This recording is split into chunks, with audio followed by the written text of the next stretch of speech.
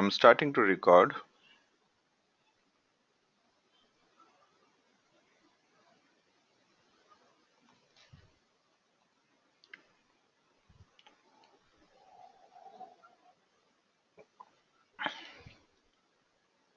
Any questions before we start?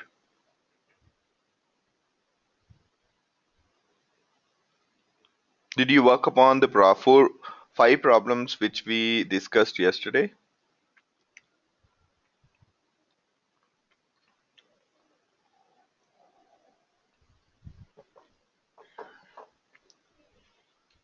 Yes, yes, go ahead, Manish.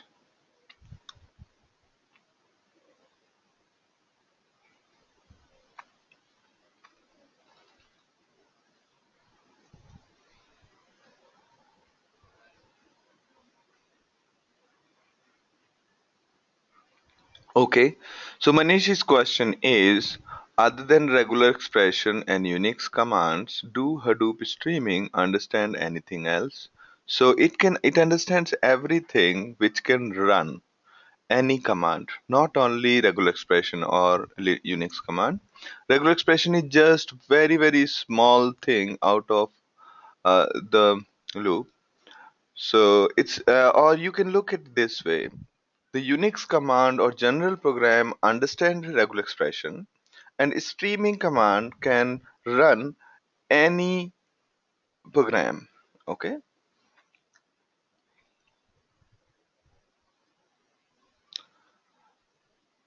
So the question is clear to everyone. So basically, Hadoop streaming makes it possible to run any program as mapper and any program as reducer. And in this one, the example which we gave yesterday, we are using SED command. SED command is what? It's it's a program, it's a Unix program which runs. If you go to the command prompt and run it, it runs. Okay. So we are using that command or that program as our mapper, and unique UNIQ. UNIQ is a program. If you go to that folder /user/bin, you will find a file called unique. Okay, that's a program. That's a compiled format.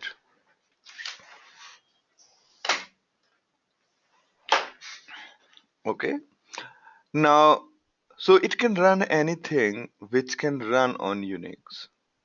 Okay. So on Unix, any for example, in the shell, anything you execute is generally a program. It is basically a file.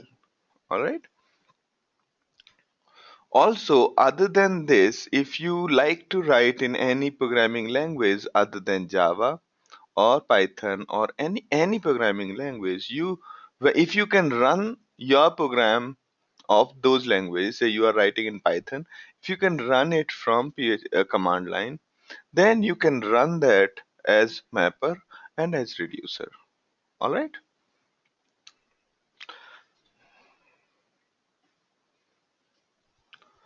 Okay. So I hope that also answers your second part.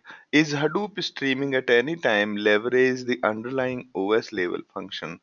Okay. It does. These are all OS level, basically libraries, not libraries, these are programs, and Hadoop streaming lets you do it. OS level functions you can exploit using Java MapReduce to a bigger level, and that is something you can basically use Java level function. For example, let's take a case of OS level function like reading a file, okay? Or suggest me an OS level function. Suggest me a OS level function which you want to use in MapReduce. Yeah.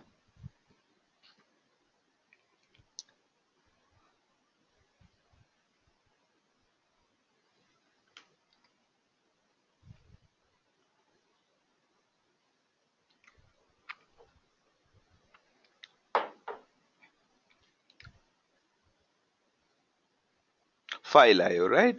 Reading a file, writing a file. So all of that is possible. So where even in Hadoop streaming, you can use a program which can read a file, for example, cat, for example, tail, For example, there are so many file level programs that you can use here as mapper and reducer. All right. But those file IOs, that file which it is trying to read or write, it needs to be available in the network. Okay. If you want to read another file inside MapReduce, you will have to use MapReduce's API. For that, you might have to use Java. Okay. So does it matter whether I'm using Hadoop streaming in Windows versus Unix? So in Hadoop streaming on Windows, you can execute. So so those who are not aware, as of today, because of Microsoft working with Hortonworks, it is now possible to run Hadoop on on Windows. Although since all of these are in Java, theoretically it was always possible. It's just that the effort was not made in order to launch it, because everything is in Java and Java runs on Windows very well. Correct? Now, when it comes to streaming, that is the point where your streaming job, which was running fine on Unix, may not work on Windows. For example, this program may not work on Windows. Why? Because on Windows there would be no command called sed. There will be no program already installed called sed. Okay. While on similarly, unique will not be available on Windows. Okay. Therefore,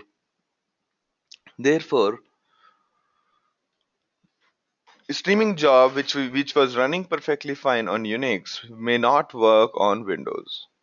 Okay. But in that place, had it been like we are trying to execute Python and we are giving an argument with Python script, that might work if you have installed Python on Windows as well. All right. I hope that answers your questions, Manish. All right. Good set of questions. Anybody else has questions on this?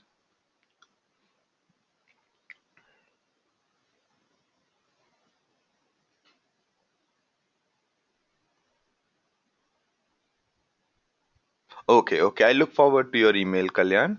And I'll make all these questions. Manish has also written five, six questions. I will answer to your questions and I'll also put them on the forum. Okay. I'll also put them on the forum so that everybody else can go through those.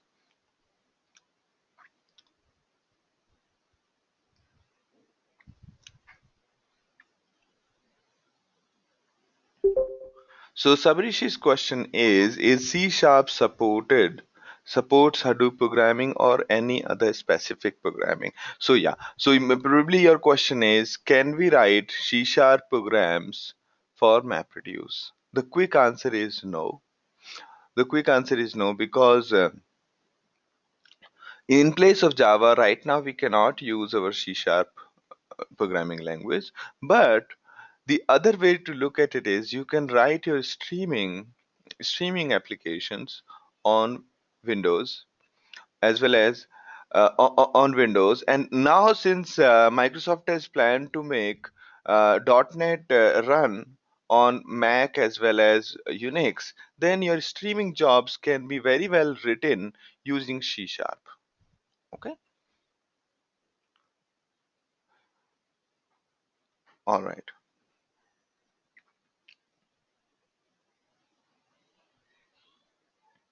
Any questions here? All right, brilliant set of questions. Anybody else? Yeah. Then we start.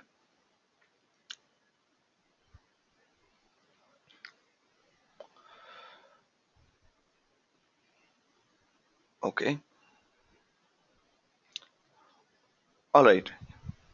Now, yesterday we talked about what happens in case of a streaming job. Streaming job basically,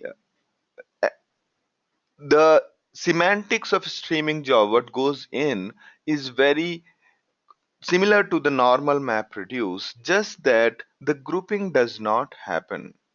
The grouping of values for a key does not happen. Okay, it remains simple, straight, like a database table. Okay, and grouping is not there. Grouping is something streaming job leaves to your application,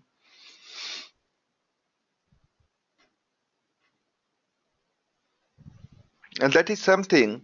There is something, and also please note that if you are using Java MapReduce, the descriptions which we gave earlier, grouping of all the values for a key is absolutely optional.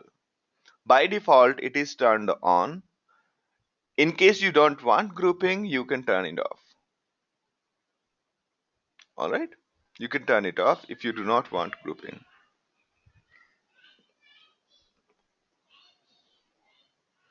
All right?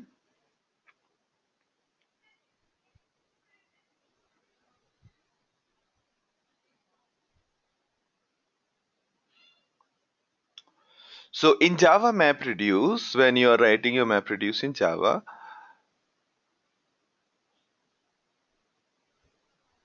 okay, let me explain. So let me pick the yesterday's diagram that will be better to explain. Yeah. So if you look at it here, after the sorting has happened, or look at it, this diagram here.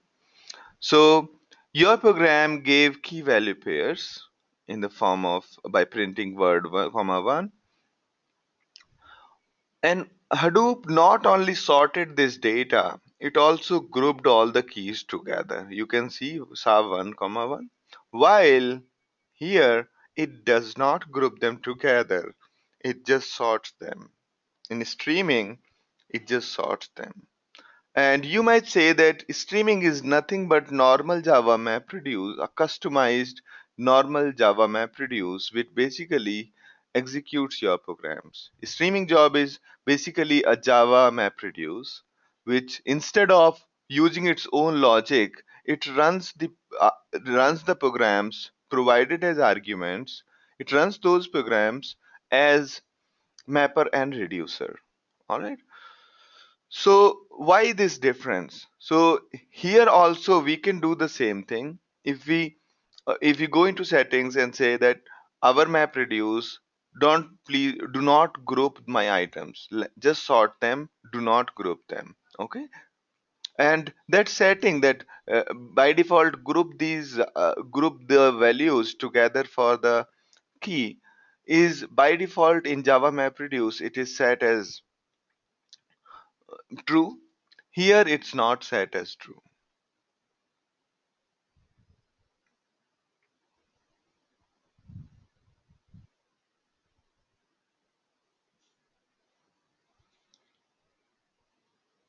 Okay. So what if that program gives key value pairs as output? What if that program, okay. Um, oh, good. Good. Let me explain that. Yeah.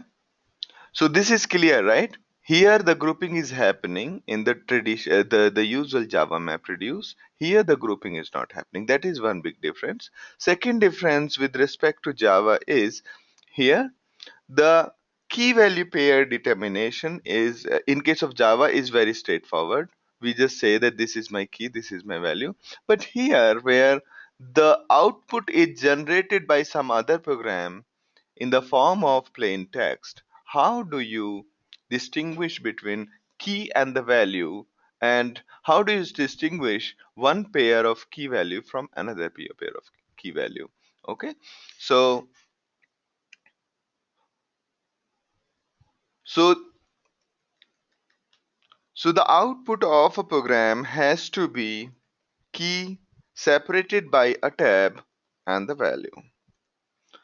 So any program who chooses to become the mapper, okay, any program which we are trying to run as mapper has to give out the data in this form: key, tab, value. Okay. So let's say my program, just give me some example of program. And so here my program. This is my program.exe, just to give you, a feeler. And whatever input it reads, okay, it reads the binary video and gives the following details. Okay, so this program is supposed to give us key and value separated by a tab. Okay, now let's say it gives the output as author and then tab, and okay, so let's say xyz, and then we have another you know how should, okay, let's say k1 tab v1. Okay, now this is what it has given as the output, and there is another key called k1 without any tab. There is another third key k3 which has v tab v x. Okay, now this is the output your program.exe has given, and what will Hadoop understand out of it? Hadoop will understand the first one. The first one is having this is the key, k1 is the key, and v1 is the value. Here the key is k2 and the value is null. Okay, here key is k2 and value is null. In case this tab in the beginning of line is confusing you, let me delete the tab.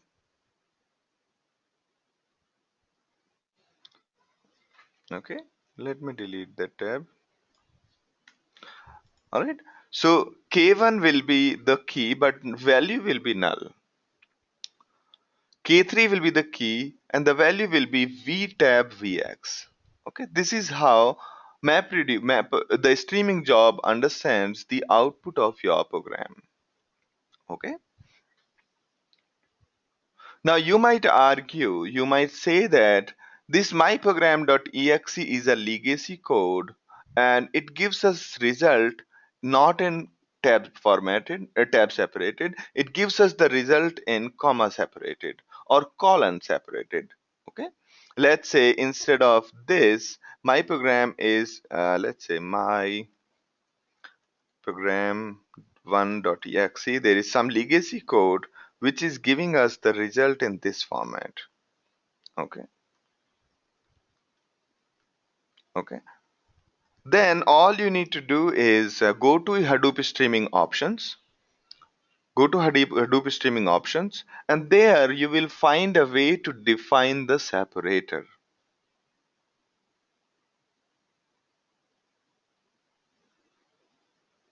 Okay, so basically in this, everything before the first tab is a key.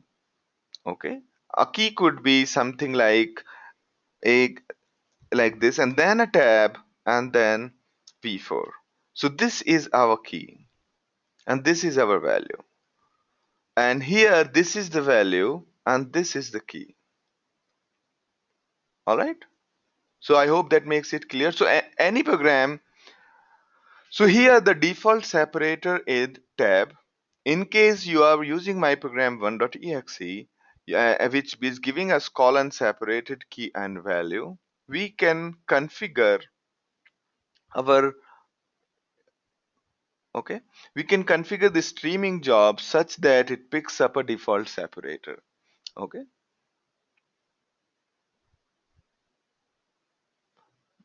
yeah, so here is the more details about how can you control Hadoop streaming. So you can tell that the here there will be,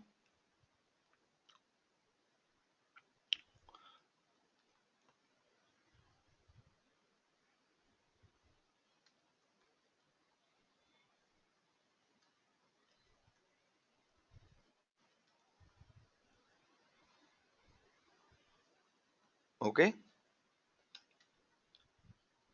yeah, so you can say that stream.map.output.field separator is colon.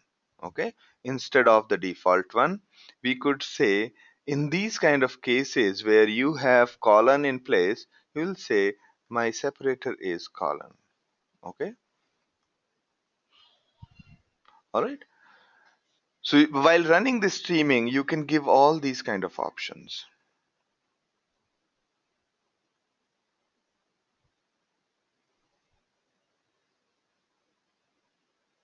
So Manish's question is that can you think of any real-time scenario or example where streaming can be used, potentially used? So probably streaming is used everywhere. All right, streaming is used everywhere, and let's take a real-time scenario. Let's say you have humongous data. Okay, you have humongous data that we are going to put into Mahat. Okay, these are, let's say, your traditional systems data where data is coming from Apache logs. And this is some example which we'll talk later on. So they're taking this from the real-time example. You have Apache logs, which basically understand, which basically contains everything. Okay. So your question is essentially is, can you give me a real-time scenario where a programming language can be used? All right. So you have Apache logs, and that is being formatted and giving it to Mahat. Now Mahat expects the data in certain format.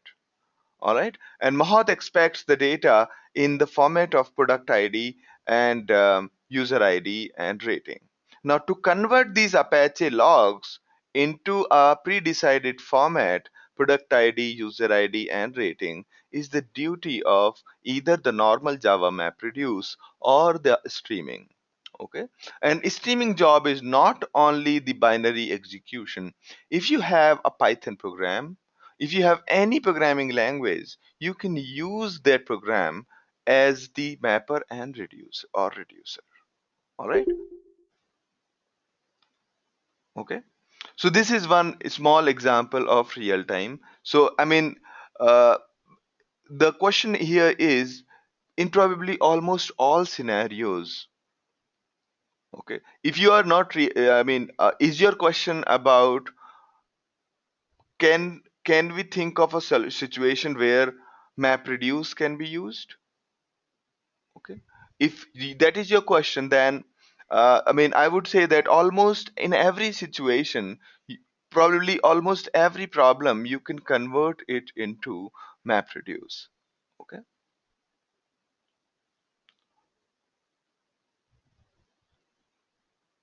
All right. So yeah. So there will be a lot of situations you will see.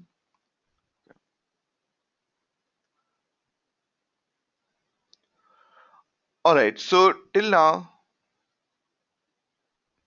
is my audio clear, Manish and yeah, Vivek and Kalyan? All right. Good. Because I'm always worried about this audio. Yeah, everybody able to clearly hear, right? Except for Basraj, is it okay now? All right, so good. Now we have, so we talked about how does streaming work. Streaming in the case of mapper, we break down the input into key value by the way of separating key and value by tab.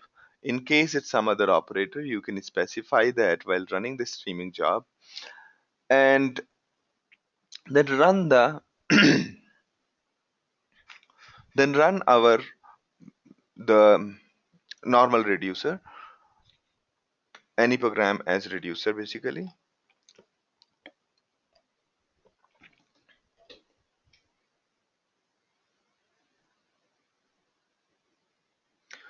So yeah, so Kalyan, that is right. The difference between normal Java MapReduce, the semantics per se, is the Hadoop results in the grouping of the values for a key in case of Java MapReduce, while While in case of streaming, that default grouping of the keys of the values for a key is turned off. Okay. So Basraj, it's only you probably who is not able to hear.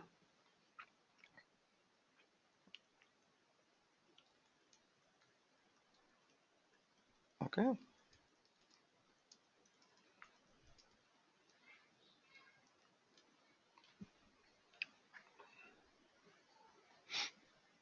Okay. Now,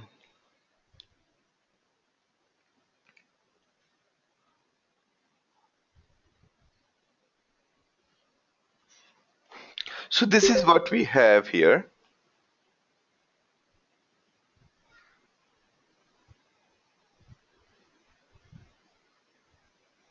All right. All right. Yeah. Now what happens here is that, say, earlier we just used the command of the self. Okay. We used sed command. Instead of writing a single line of code, we just used this command of the shelf and executed our word count problem. Now, what if we want to clean it up? Last time when we were going through the data, there were so many duplicates and so many uncleaned data. There was key, comma, semicolon, and all that. We wanted to clean it up. Okay. Now, how to clean it up?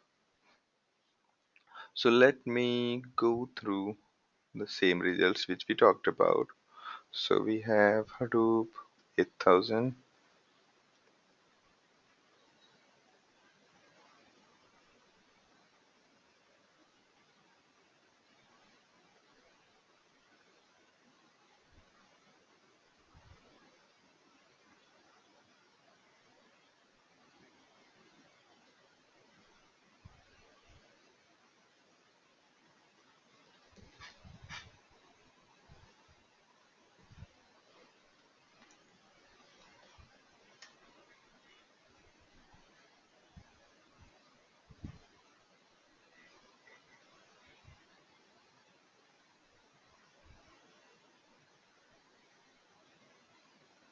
What happened to my folder?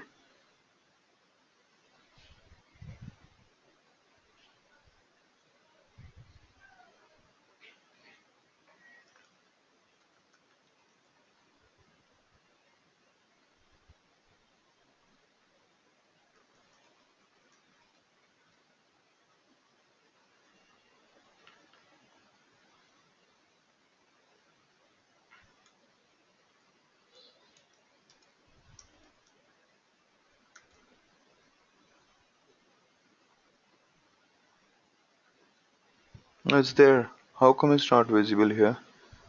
I think I need to remove this. Yeah.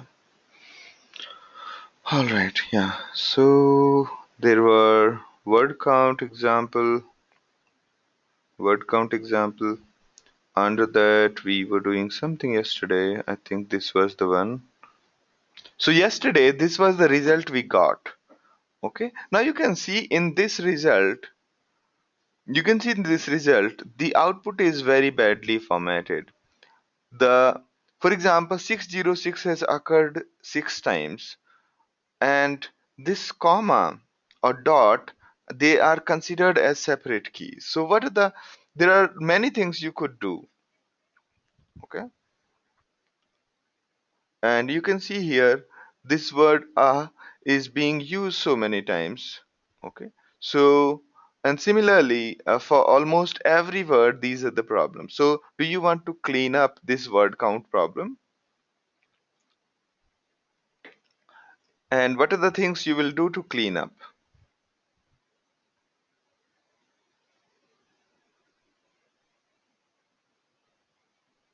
Yeah. So, for example, but has been counted thrice. The first one has occurred 317 times, and this one has come 18 times, and so on.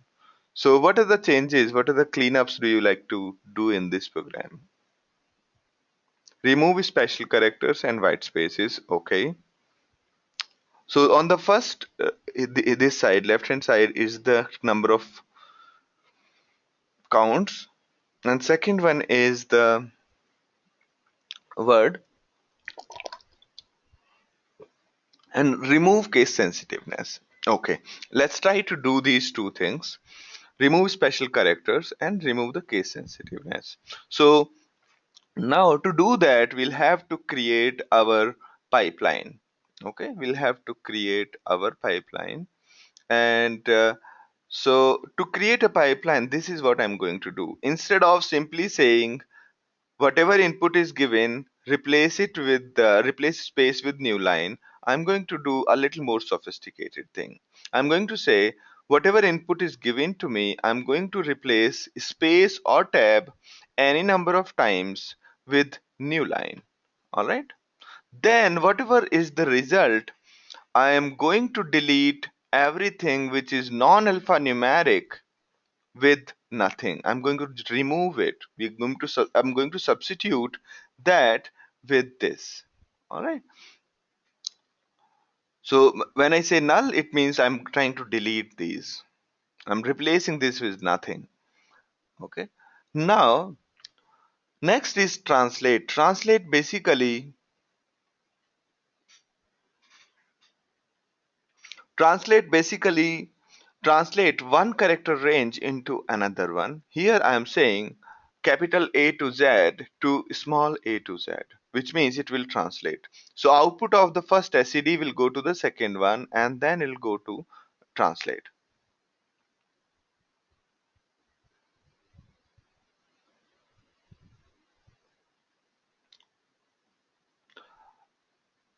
Before that, can I conclude that streaming considers only keys and ignores values if there is any? No.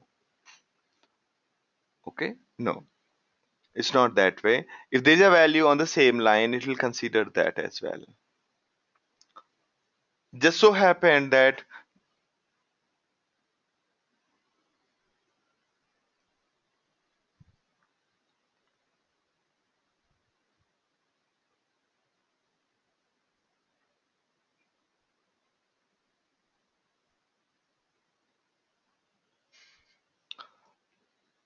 okay, so the there's no need to think of differentiation too much. Both are for MapReduce. Okay, both are run as normal Java MapReduce like Hadoop jar. It is just Hadoop streaming is a library which was created, which is basically a MapReduce library, which is created in order to utilize any program as mapper and reducer.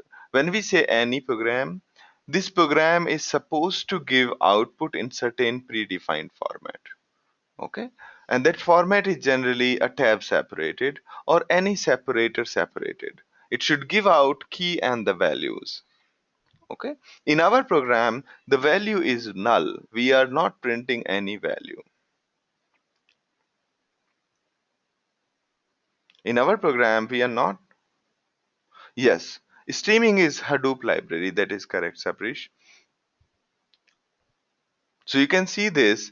It's basically a bundle of library. The Hadoop streaming.jar means jar is like a zip format containing all the files together. It contains the Java code. Okay, which basically, and what does this Java code do? It's basically a MapReduce code. Instead of writing its own MapReduce, it's using these command line argument whatever you are providing as mapper and reducer. Okay. So from developer perspective, both of them do the same job. Both of them do the MapReduce for you.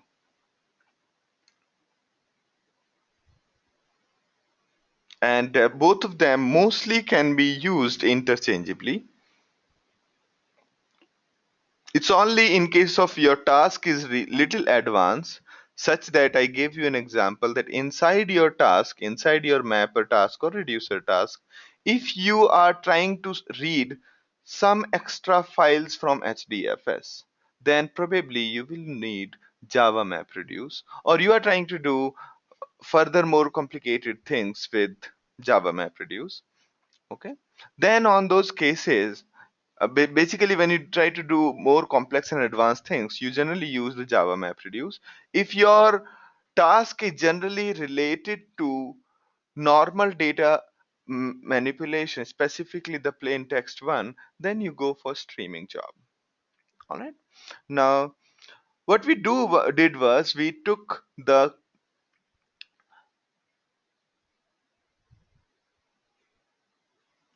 Is there a scenario where we can only use streaming or vice versa? Yes. So let's say there is a legacy code. There's a legacy code which you can't translate to Java and you want to use it as is. Okay. In those cases, streaming will be the only solution. Similarly, as I just gave you an example, if you are trying to read a file from HDFS, extra file from HDFS, then then your normal Java MapReduce will be the only solution.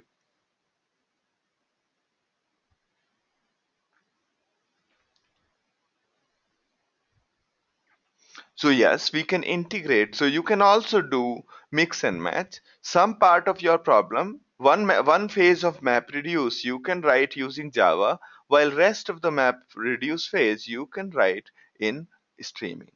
All right.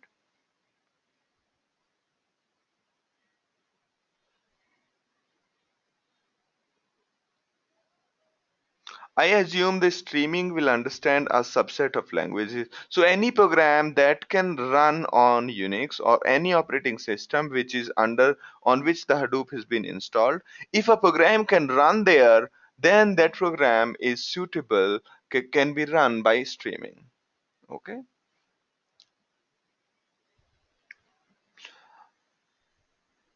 All right. So that's what it is. Now let's go ahead and understand. So do you understand this? So instead of using a single command, we are using a chain of commands. First one replacing space with new line, meaning converting a single line into multiple lines. Second portion of the command is this. It's basically removing non-alphabetic alphanumeric characters. And third one is translating capitals into small. All right. So let's have a look at it, what it does. Okay. Let me just copy paste it and show you before even running it through MapReduce. I'm not going to run it through MapReduce. I'll just run it here. So let's say we have cat big.txt. Where was that big.txt? Anybody remember?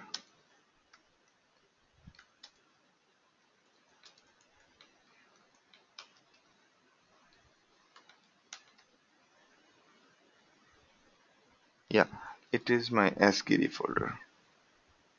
Okay. Now we can say cat big.txt, and here I can give it to ascd. Now you can see it has been cleaned. Okay. Or I would better say head. Head mean or tail means tail big.txt. Okay, I'll execute one statement at a time. So what does tail big.txt do? It basically prints last 10 characters. I think I should basically use head because this thing is not good. Because text inside this is a program. Let's take first 10 lines. So this head prints the first 10 lines from a file. Now let's give it to this command. Okay, which means all I'm trying to do is, you can see this, I'm trying to replace tab or space with a new line. Okay, so the same thing which was there, like the project Gutenberg, it got broken into one word per line. Okay, correct. That's right, Kalyan. You will have to use slash to comment it out. Now, let's go to the next level. Remove all special characters. So you see these dots here and there. See these dots? So this command now will replace the dots. Okay, you see? Now the dots are replaced. This output, the of head the first 10 lines were passed to SED, and then it was given to another SED. And now translate. Translate is a nice thing. I can show you. Say if I am writing echo SANDEEP, so this gives me this. In case I say translate capital into lower, it will convert this into lower. Now you can see this. It converted it into lower. So everything using pipeline. So effectively, if I do this, this basically will convert any input given to you. So these commands converted, cleaned every input given to you such that there is one word per line, that too cleaned as well as lowercased. So everybody with me till here? You understand the meaning of this chain of commands?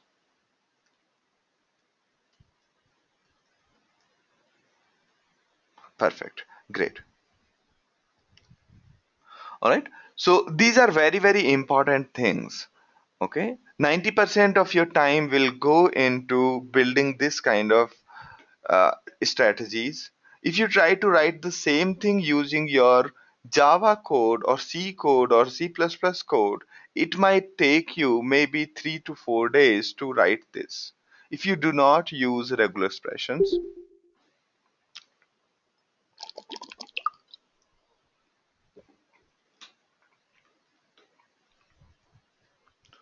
All right. While here it's just like few minutes task you can quickly do. You don't have to code too much. Now, once you have done that, you will save it. You will save it in mycmd.sh. Here I've already saved. Here there would be a program called yeah.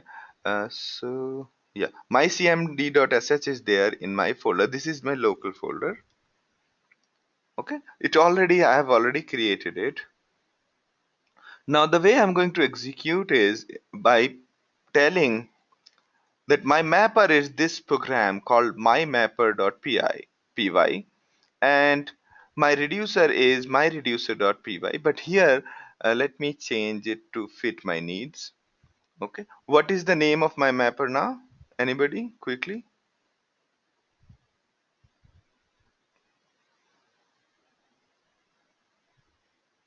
mycmd.sh, correct? And same thing, I'll have to tell Hadoop that please take it to everywhere. Earlier in my previous program, and here we can continue to use unique minus C. Okay, so either we can give absolute path or we can give relative path. As long as this program can run on these computers without any hassle, we are okay. If you go to command prompt and say unique minus C, if it does not say that command not found, then we are okay here. Now this one, since if you go to all the nodes and try to run mycmd.sh, no, this double quote or single quote you can use interchangeably. Okay, here we are using single quote or double quote because we are using an argument with this command. So we have to differentiate. It should not be confused with Hadoop's arguments. Here, this command's argument. Okay, that is the thing we are saying. Our reducer is from this quote till this quote. All right. Now here we are also saying few nice thing. It's called minus files mycmd. Why? Because this mycmd.sh does not exist on all computers. Okay? Because if say your mapper is being run on another machine, there mycmd.sh may not be there, right? Therefore, you have to tell Hadoop that please ship it. Take this file and ship it to every node you want to execute my mapper.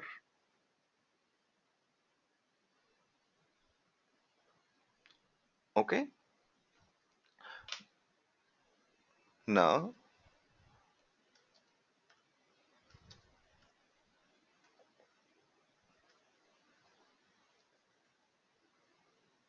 all right. Also, let me change the output folder. This is input. Output is, let's say, to May, and let's call it to make 1. Okay, let me copy it. So what does it say? It says that, okay, it does not recognize the files option.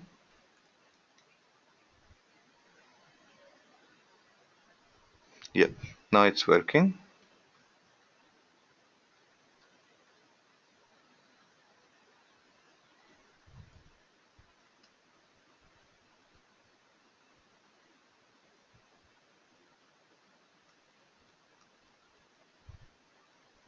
I'll just fix my presentation properly.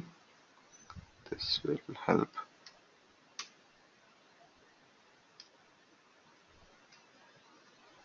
Good.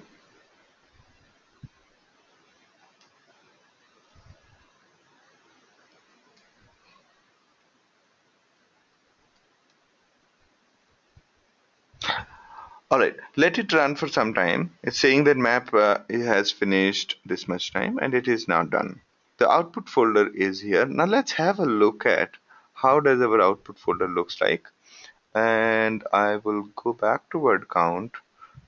It must have created a new folder. Let me order by date.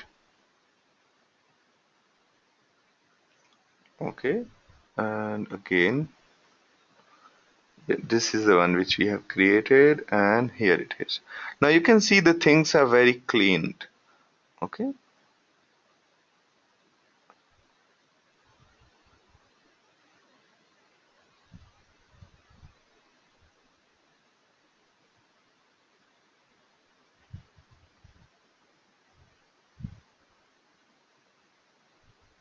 correct. That is correct, Anand. So minus file option is to take your program and ship it to other nodes. Otherwise, you will have to first install everywhere, put it in the path, and then execute.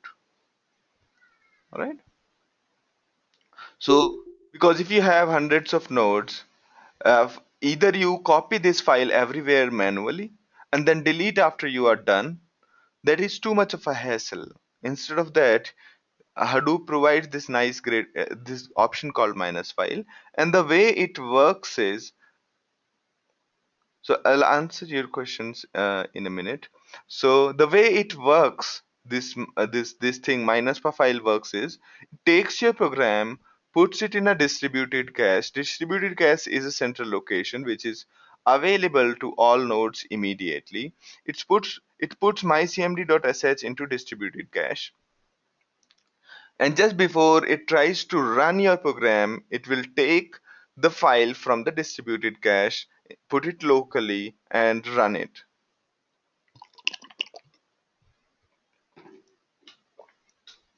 Okay. Now, Kalyan's question is that these are Unix commands. How can we achieve the same in Windows? All right. So the quick answer is these SED commands and all of these are not available in Windows, but there are great libraries like Sigwin. Okay, Sigwin is porting of these programs, SED and TR and everything, onto Windows. You can install Sigwin on all your machine and then execute these commands. Okay, but honestly, I do not foresee much right now that people are going to use Windows for their data center. Okay, and all of these programs are going to run on the data center. All right, so all of you should basically try hands on all of these commands, whatever we are doing on the cloud labs. If you have any doubts about the cloud labs, please reach out to us at reach us at no big data. We will schedule a one-to-one session with you on how to use cloud labs. So if you have any doubts about cloud labs, how to use things, how to connect and all of that, then we can schedule a one-on-one session with you for understanding how to use cloud labs. All right. So in production environment, you don't use the Windows generally for servers. for Hadoop servers. But in case you are thinking of doing it on Windows, so don't do it. Okay, just use either Cloud Labs or the virtual machine and try to execute that. Yeah. So whenever if you want to schedule a one-on-one time, drop us an email to reach us at No Big Data along with 3 time slots. Okay, 3 different time slots, and we will try to schedule a one-on-one with you. Okay,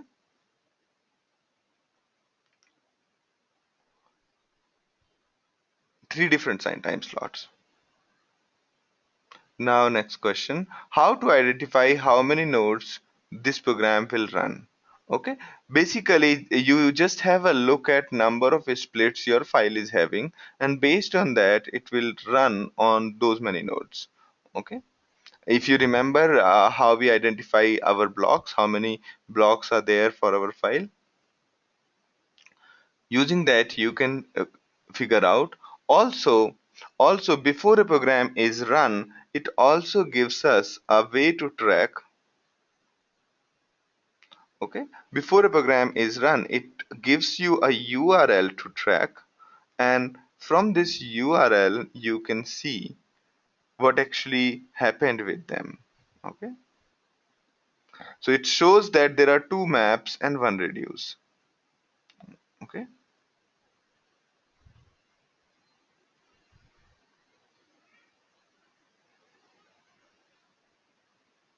correct, that is correct. So the logs are here. I'll show you the logs. Very good question, Basras. Here, if you go here, go to the task, each logs are here. Okay. If your program is giving error, most likely it is going to be available here. Okay. So you can see the map and reducer and their logs from this interface. Good.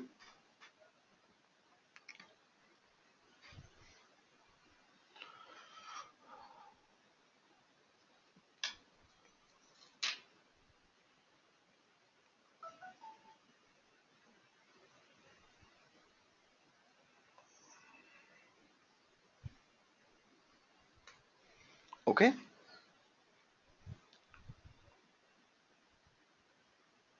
Now going ahead. So we talked about how to do this. Now say you want more reduced tasks. Okay, you want to say that I want to run two two reduced tasks instead of one. If you see here, there was only one reduced task. And if you want to run two reduced tasks, what we do? Okay, what should we do in order to run two reduced tasks? Let's try to do that. Okay, so we go here and say Hadoop jar and this. I think this is the option. Let's try it out. Okay, and I say to may 2. Okay, it says not a valid jar. That's okay.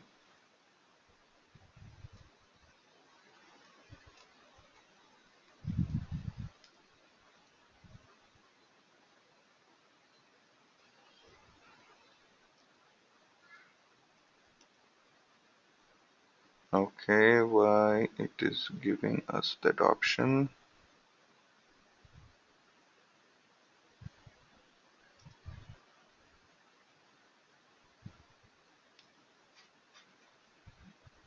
Now, ideally, it should run it as two reducers. Okay, and let me try to see if I can show you.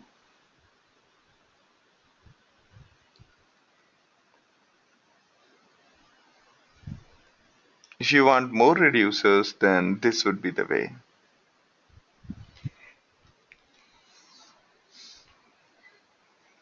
So maps are these. Yeah, you can see two reduces now.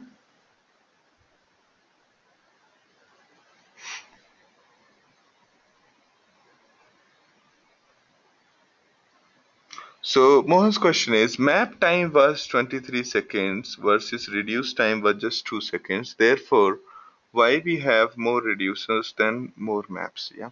So right now we don't need, theoretically, you are very right. We do not need more than one reducer because our reduce time was pretty low. Okay. And in case right now there is no way to go faster on the maps, because if you try to execute more maps, probably more time will be spent on the transport, because if you have more maps, that means more transport will happen because the data exists, I think, on a single node. Okay. Now the output has been created. Let's So here, let me refresh it. Okay. Now you can see that two reduces were executed. Okay. Now let's have a look at how does our reduce looks like.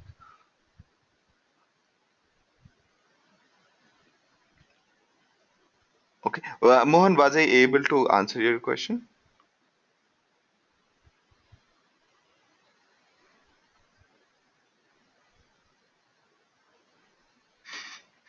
Okay. So if we do not specify reducer, we never specified the mapper. Okay, we never specified mapper. We only specified number of reduced tasks. Mapper is something which Hadoop decides by itself. Okay, and look, it looks like for some reason this file is broken down into two parts. We need to see why is that. Okay.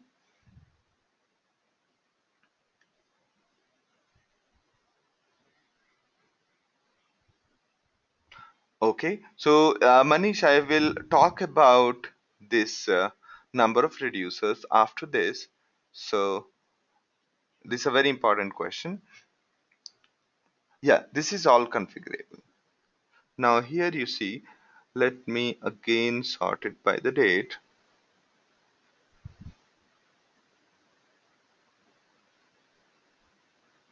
Now here, earlier there were only one part. Now there are two parts. Part 1 containing some of the keys, and note that let me just take first 10 keys from it. Okay, these are the first set. Okay, so this is the first part, meaning the keys that went to, this is the key here, because our unique prints uh, the number of repetitions and then followed by the actual word. Okay, so this is the data from the first part. Now let's have a look at the data from the second part. This is the data from the second part, and now again here also. Okay, now you can see,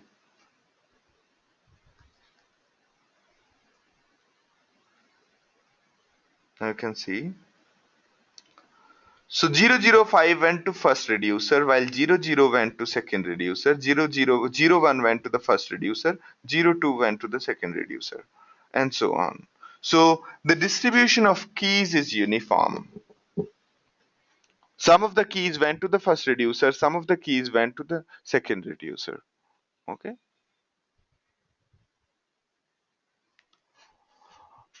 All right. So that's what happens in case of multiple reducer. Now you might say that I don't like this logic, or I don't like this logic that 005 went to one reducer and 00 went to secondary. I want to split the keys as per my choice. Okay, some of the keys who are supposed to go on the first reducer, I should have some control on that. I should have some say. In those cases, you define something called a partitioner. We will talk about it. Okay. Now, Kalyan's question is, number of maps can also be defined by the user. Yes. Sometimes you want to control how many maps you want to execute. You want to force Hadoop that I don't care about blocks. all I care about is that I want my mappers to be executed on lot of nodes. Okay. uh, in those cases you can force uh, you can force Hadoop to execute number of maps as per your choice. Correct, Baswaraj. Number of output files generated will be equal to number of reducers used. In case you do not have a reducer and there is no sorting happening, in all of those scenarios, number of maps will decide number of files. All right?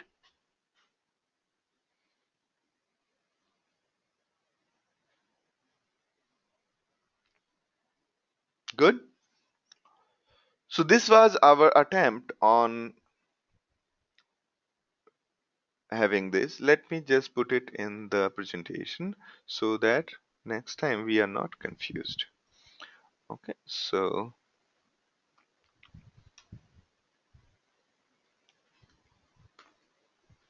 good. All right. So we have already showed you the hands-on with respect to the MapReduce, the streaming job. All right. Now moving on. Now these are few notes.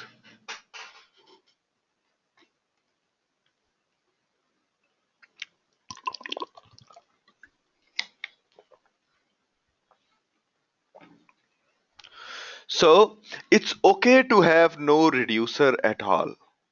It's okay to have no reducer at all.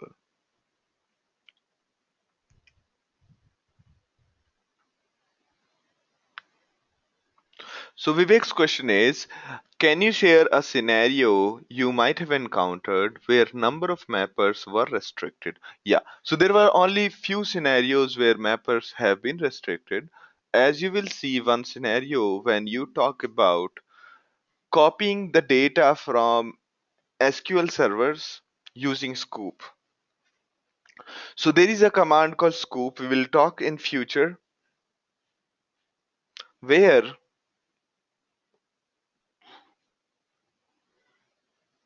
data copying from multiple SQL servers is done from your MySQL server to the HDFS using multiple mappers. Okay. Now here the number of mappers should be decided upon how big our table is, right? Not based on our HDFS. So in those cases, we had to force, because there was generally the number of mappers is decided based on the file size of HDFS. Okay, but we don't want that. We want the number of mappers of our choice, because we know that our database table has a million record and can tolerate 3 to 4 calls parallelly easily.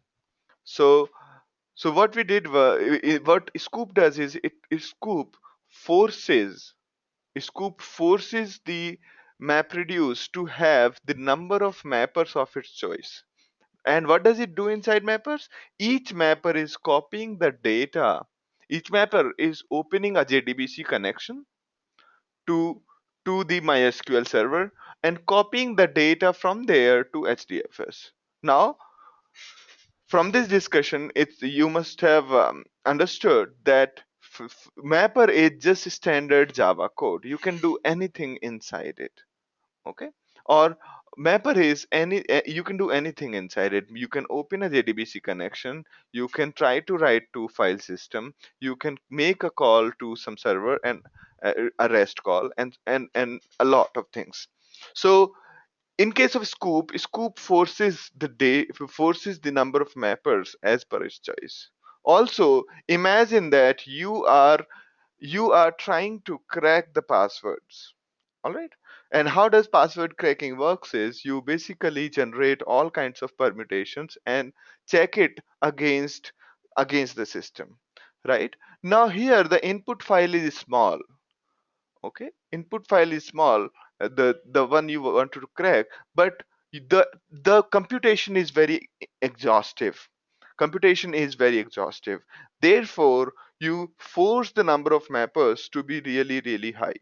So in general, when your computation is very intensive and can be distributed more, and your data on which you are operating is smaller, in those all cases you force the number of mappers. Okay.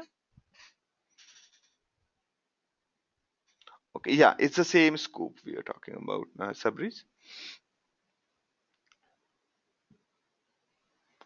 So Anand's question is, if there is no reducer, the number of output files will be equal to number of maps. In that case, how we are supposed to merge the data from output files? Yeah.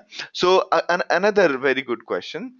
All right. So here, if you see here, now there are, in any case, we are talking about merging the files, whether from mapper or reducer. It's the same problem. Okay. So I will say that why does it matter and why doesn't it matter? So we have got two parts, part 0 and part 1. Now if you notice that if we concatenate these two files, meaning appending one at the bottom of another, the data will not be sorted, correct? The data will not be sorted. If that is okay with you, then it's all right. Otherwise, you will have to create your own way of partitioning. Okay, so that first file contains all the data starting from 0 to say alphabet J, and second file will contain all the keys from K to Z. In those cases, if you append these two files, then it'll be straightforward, correct? So first is, when you have multiple files, you can use a good partitioner such that the partition of data happens as per your wish. Second, if you are feeding this data back to some other MapReduce process, you can just give the folder to MapReduce and it will do the job. Like in our case, when we were executing this our MapReduce, we gave the input folder as a folder. Okay, no matter how many files are there, right now we are lucky to have just one file, but if in this one, in this input file, if there are 10 more files, then also it will be the same thing. Okay, it will just concatenate everything together. All right. Also, Hadoop FS provides a way to combine all the files in the folder and download it.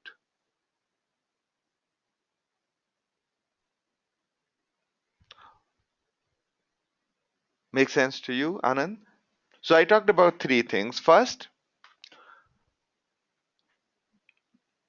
to concatenate, you need to have your data properly done. If you basically try to merge these two files just like that, your data may not remain sorted, and in case you don't want sorted, it's all right. Second, I talked about there is generally no need of combining multiple files together,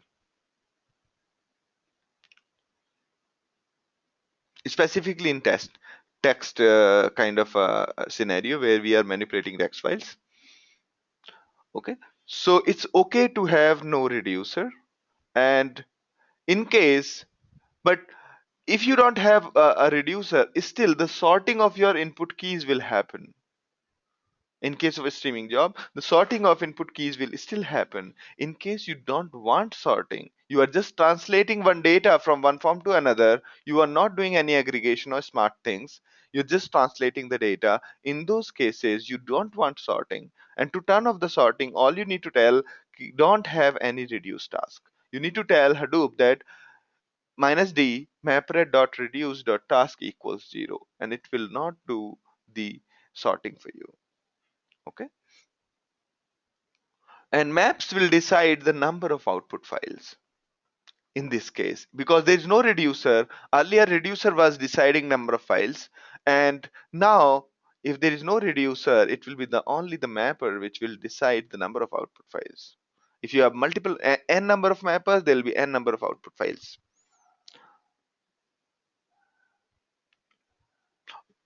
Okay,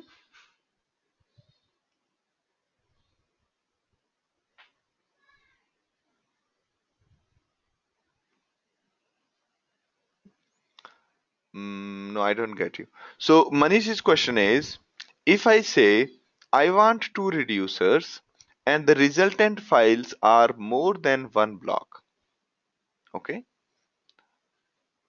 After, so there was one map reduce phase which gave the output which is more than one block. No. So blocks are not something which determine the number of files. Okay. One file can have hundreds of blocks and it will look like a single file to you. All right. Will look like single file to you always. How do we check? Okay. Now Baswaraj's question. In case of no reducers, output file will be available on individual mapper or data node. In case of no reducer, output files will be available on individual mappers slash data nodes.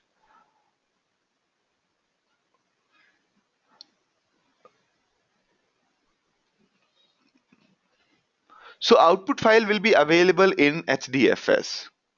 Whether is there is a reducer or there is no reducer, the output file will be saved to HDFS. And how we save it HDFS, that's completely the another story.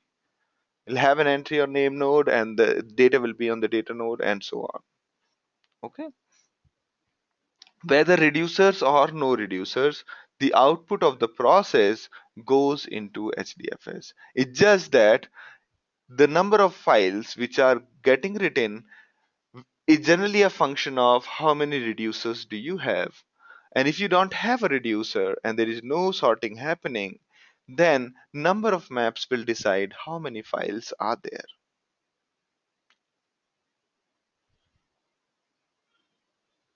So as I was showing you, the each output file is generated, we provided a folder, and these are the things we have been checking actually for quite some time. Okay, these are the parts, part 0, part 1. That's what got generated. Is that what you mean? This is what is the output we have been checking for quite some time.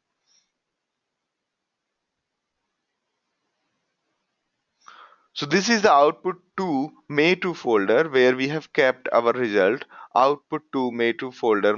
This is the folder we specified to our MapReduce job. Okay, this is where we are storing our output data, part 0 and part 1. All right. So this is how you check. You can either go to browser, file browser, and you can use the command prompt. In case you have not used Cloud Lab so far, I strongly recommend that all of you should try your hands out. Otherwise, you will be eternally confused about the file system. You will always keep on thinking that there are some blocks lying here or there which is totally unreadable, and I don't know what's going on. All right. So make sure that you create a folder here under student. You create a folder, upload the files, try out Hadoop commands, download the file, and try to see what's there in the file. All of those things you should try to do by yourself. So Sabrisi's question is, what else can we write in Mapper other than sorting techniques, or is it for only sorting, grouping, or merging? If we need to implement any business logic, where do we write? Okay, so you can write everything inside Mapper. Give me an example of a business logic.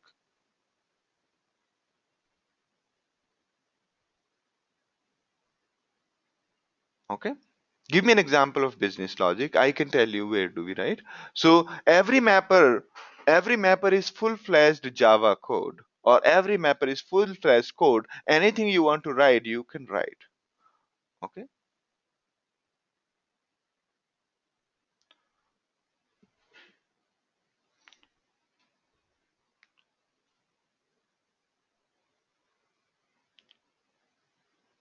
Basraj's question is, but I want to know if each mapper generated its own output file. The file will be one separate file from.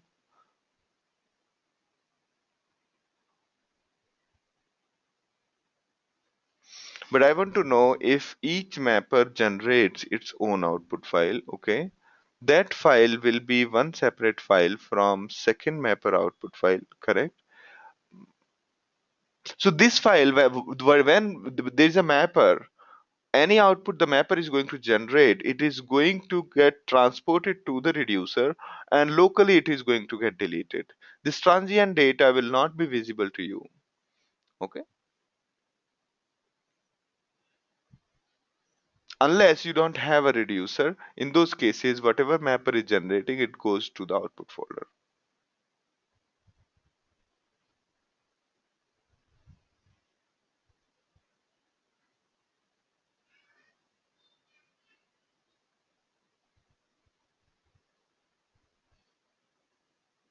Yeah.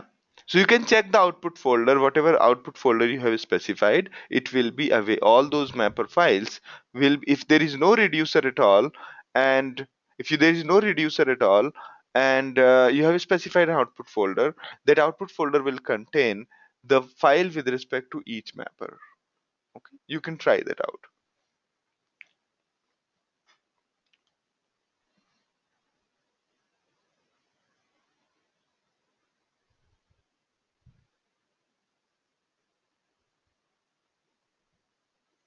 All right. Now, Mohan's question is, how do we identify the output file name, etc? Yeah. These file names are generated. We specified only the output folder. This is the convention of Hadoop, that it creates these part 0, part 1 files. All right.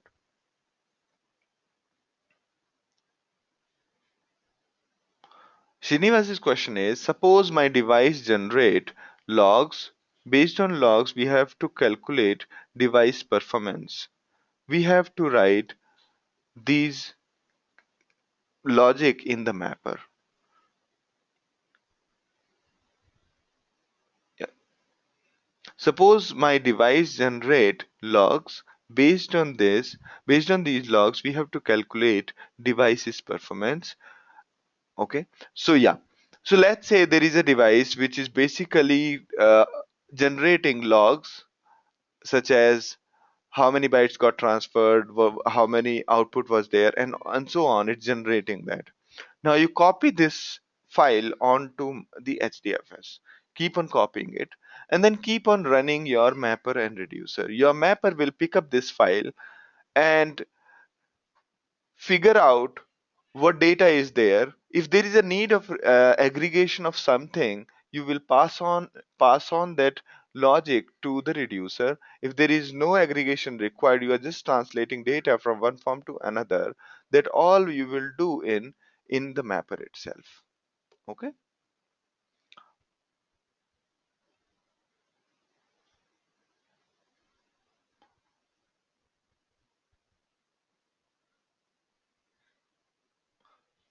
Okay, so if you don't need to combine multiple records together, then you don't that code will go into the mapper side. If there is a need of combining multiple records together, that logic will go into the reducer. All right. And okay, Basraj's question is, why is this that success file? Because it's a batch process. It needs to signal in some way that it is done. It has done the work, and the moment it has done the work, it creates this underscore success file with 0 bytes in it. You can see there is nothing in it. Okay, it's just a way to signify that that process has finished.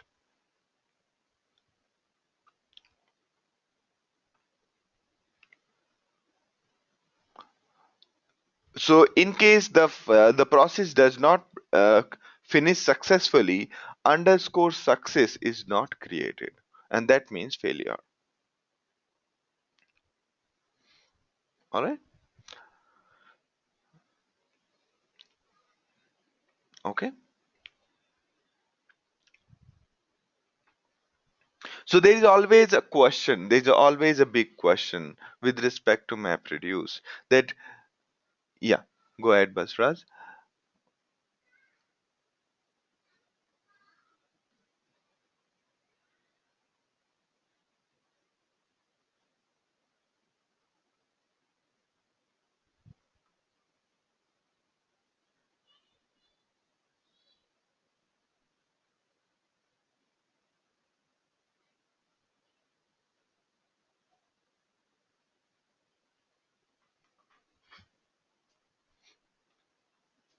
Yeah. So I don't get it. First, let me try to tell you. Yeah. Uh, So what you're trying to say is there are two phases of mapper and reducer, and both of them have the same output directory. So first question is, the moment the first one starts executing, it creates a folder. And then when the second one tries to execute and try to create the same folder, it will give an error. So no two map reduce can have the same output folder. All right. No two MapReduce can have same output folder because there are other reasons to this also. If they both are having the same output folder, they will try to overwrite each other's part file. Okay, that's another reason, and therefore the second MapReduce will fail immediately, saying the first MapReduce already that directory already exists. Okay. Mohan's question is, in that case, another map reducer could write to the same folder, thereby not able to differentiate between them. So I think Mohan, also you also got the answer.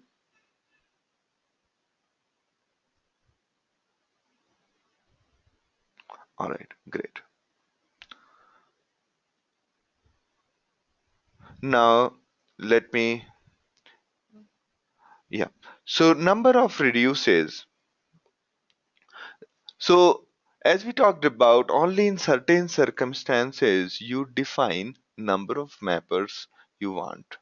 Meaning on how many mapper nodes should you be executing your mapper logic. That is rare. We basically leave that to Hadoop.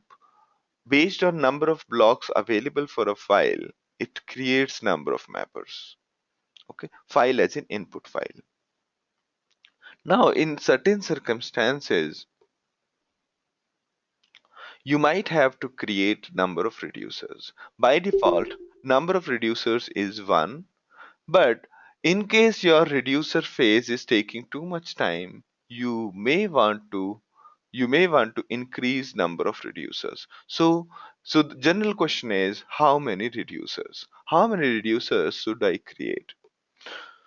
So the general philosophy is that first you need to know how many maximum number of tasks your whole cluster can execute at a point of time. Okay, how many maximum number of tasks can your cluster execute at any given point? For example, and that maximum number of tasks is total number of machine you have, meaning total number of data nodes you have in your cluster multiplied by maximum number of reduced tasks which each node can execute at the same time. That tells that at any given point of time, our cluster can execute these many tasks immediately. And by default, each reducer is configured, each node is configured to execute two reducers concurrently at the same time. Okay, that means if you have 10 nodes and 10 nodes, your maximum number of tasks will be 10 into 2, which is 20. 2 is the default number of tasks each reducers can execute on each node. All right.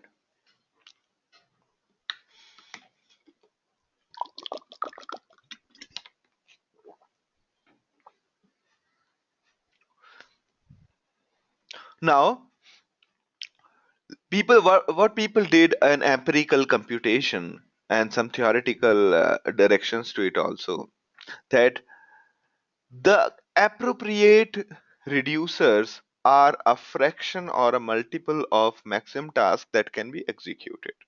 So the maximum number of reducer task should be less than or equal to 1.75 times the maximum number of tasks, and the minimum number of reducers should be 0.95 into maximum tasks.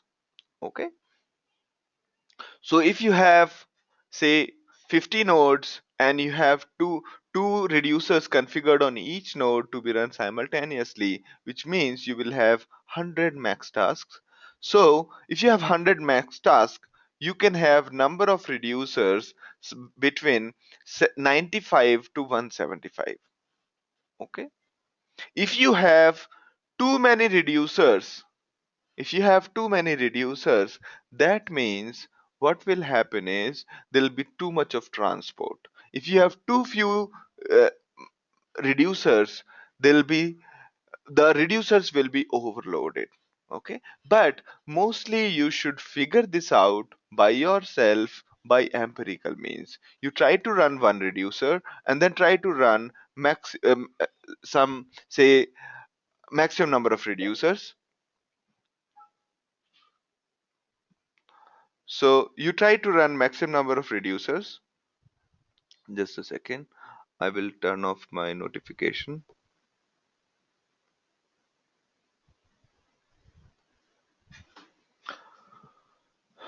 All right. More reducers means faster but more framework load, and less reducers means your node will be overloaded. But you should do it yourself. You try it with a single reducer once, and then see how much time is it taking. Then you should try with maximum some 50%, say equal to the number of tasks. If you have 10 nodes, try executing it on 10 nodes and then see how is it going. So generally it's most likely going to be a discovery than really any other external guiding factor, because your problem would be different, your data would be different, your strategy to solve all of this is going to be different from standard. So it is going to be most likely discovery by yourself. And just to keep in mind, the total number of reducer you should give is reduced task, we call it reduced task. Total number of reduced tasks should be somewhere between 0.95 to 1.75 times the max tasks. Okay, so that is how you generally decide upon number of reducers.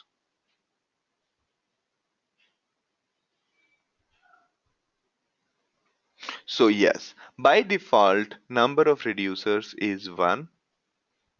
Okay, but this strategy also keeps on improving from time to time. Okay, but right now in case you execute a streaming job, there'll be only one reduce by default. All right, now going back to the questions which we discussed last time.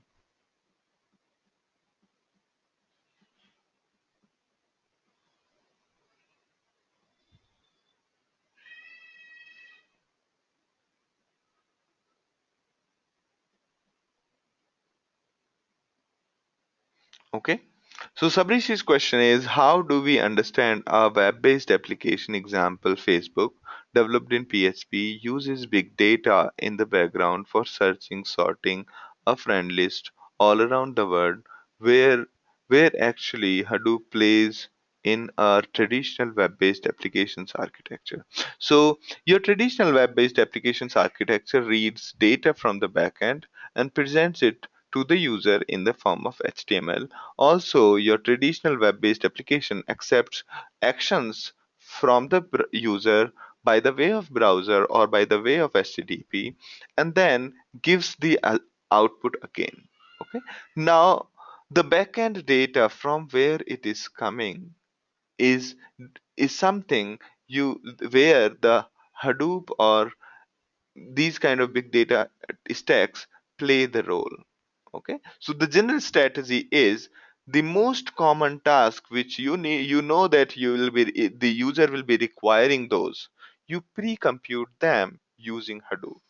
Okay, for example, giving you the suggestions of friend list, it's pre-computed by Hadoop and kept it in the database, and when the user logs in, user sees its own records and represents it. A user will see that these are the recommendation of friends for me.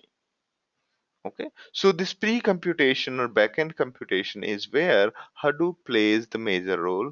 Second is second major role is played by Hadoop in case of you plan to store data in HBase. So your J2E web application can make a call to the H-based system, H-based database, which is basically running on top of Hadoop, and this J2E web application can read the data from HBase and present the data wherever it wants to do. Okay, I hope that answers your question.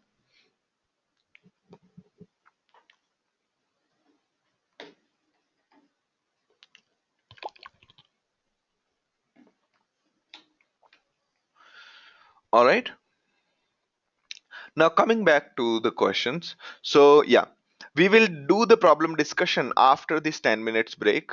Okay, so